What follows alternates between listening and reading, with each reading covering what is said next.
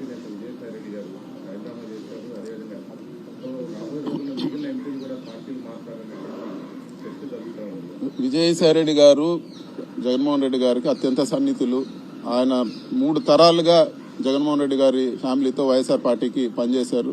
కాంగ్రెస్ లో ఉన్నప్పుడు రాజశేఖర రెడ్డి గారితో, జగన్తో కూడా ఆయన ఎన్నో ఇబ్బందులు పడి జైలుకు పోయి అన్ని కూడా పోయినారు. ఆయన అంటే పూర్తి గౌరవం ఉంది. పార్టీకి చాలా కష్టపడినారు, దాంట్లో ఎటువంటి ఇది లేదు. సో ఆయన నిర్ణయం మార్చుకొని పార్టీ మళ్ళీ అధికారంలోకి వచ్చేదానికి పనిచేస్తారని చెప్పి కూడా నేను ఆలోచిస్తున్నాను. ఇవన్నీ కూడా వీళ్ళు మారుతారు వాళ్ళు మారుతారు అన్ని కూడా పుకార్లు.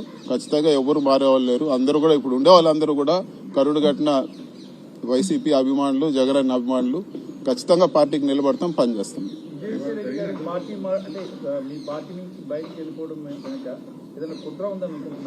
ఏం కుట్ర లేదు, ఆయన వ్యక్తిగత నిర్ణయం. విజయసాయి రెడ్డి గారు అట్లా ఒకటి చెప్పి ఒకటి చేసే వ్యక్తి కాదు.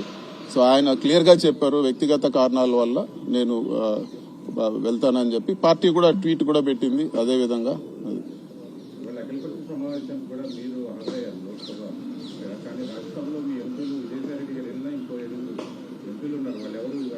అంటే పిల్లి సుభాష్ చంద్రబోస్ గారికి పార్టీ రాజ్యసభ ఫ్లోర్ లీడర్ గా జగన్మోహన్ రెడ్డి గారు నిర్ణయించారు. సో నెక్స్ట్ మీటింగ్ నుంచి ఖచ్చితంగా అటెండ్ అవుతారు.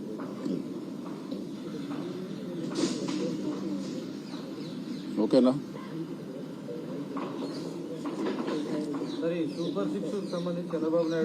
చాలబ్బా, సూపర్ సిక్స్ డబ్బులు లేవు మా దగ్గర, ఉన్నప్పుడు ఇస్తాను.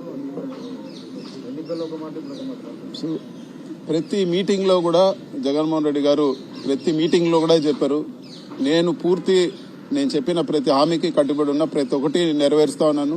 చంద్రబాబు గారి మాటలు ఎన్ని మోసపోవద్దని చెప్పి ఇది వరకు వీడియోలు చూస్తే చంద్రబాబు నాయుడు గారు క్లియర్ గా చెప్పారు, మేము అన్ని లెక్కలు వేసుకున్నాము, ఎట్టి పరిస్థితుల్లో అన్ని హామీలు నెరవేరుస్తామని చెప్పి. మరి ఈ రోజు వచ్చి డబ్బులు లేవు, లేకపోతే నేను ఇది నెరవేర్చలేకున్నానని చెప్తున్నారు. ఒక్క పెన్షన్ తప్పితే ఆ పెన్షన్ కూడా రోజు రోజుకి తగ్గిస్తూ వస్తా ఉన్నారు. ఏ కార్యక్రమం కూడా ఈ రోజు రాష్ట్రంలో జరగడం లేదు. మరీ ఘోరంగా హాస్పిటల్స్ కి పేమెంట్ ఆపారు, పేద ప్రజలు ట్రీట్మెంట్ తీసుకోలేకుండా. స్టూడెంట్స్ కి ఫీజులు కూడా ఈ రోజు చెల్లించని దారుణమైన పరిస్థితి ఆంధ్ర రాష్ట్రంలో నడుస్తా ఉంది.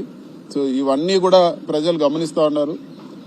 రాబో రోజుల్లో తెలుగుదేశం పార్టీకి ప్రజల్లో తిరగడానికి కూడా కష్టమవుతుంది. ఇదే విధంగా ప్రజలను మోసం చేస్తే, ప్రజలు తిరగబడేది మొదలు పెడితే తెలుగుదేశం నాయకులు కూడా ప్రజల్లో ఇబ్బందికరంగా ఉంటుందని చెప్పి కూడా నేను తెలియజేస్తాను.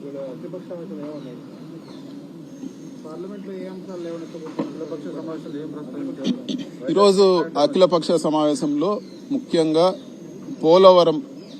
పోలవరం గురించి రకరకాల కథనాలు వస్తున్నాయి. హైట్ తగ్గిస్తారని చెప్పి, అదేవిధంగా పోలవరం ఆయకట్టు కుదిస్తున్నారని చెప్పి, ఇవన్నీ కూడా వివరంగా డిస్కస్ చేయాలి పార్లమెంట్లో అని చెప్పి కూడా మేము అడిగాము. అదేవిధంగా విభజన చట్ట హామీలు, చాలా హామీలు ఇంకా కూడా 10 సంవత్సరాలు ఏదైతే టైం లైన్ ఉందో ఏపీ రీఆర్గనైజేషన్ యాక్ట్ కి, అది అయిన తర్వాత కూడా ఇప్పటి వరకు వాటిని అమలు చేయలేదు. వాటన్నిటిని కూడా అమలు చేసే విధంగా ఒక చర్చ జరగాలి, ప్రభుత్వం మాట్లాడాలని చెప్పి కూడా మేము అడగడం జరిగింది. Thank you. మాట్లాడు.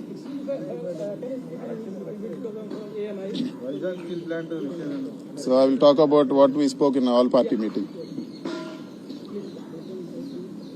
So today in the all party meeting, YSR Congress Party raised the issue of Polavaram project. So we demanded a discussion on Polavaram project for its delay, and there are some rumors and there's ambiguity that the height of Polavaram project is going to be reduced.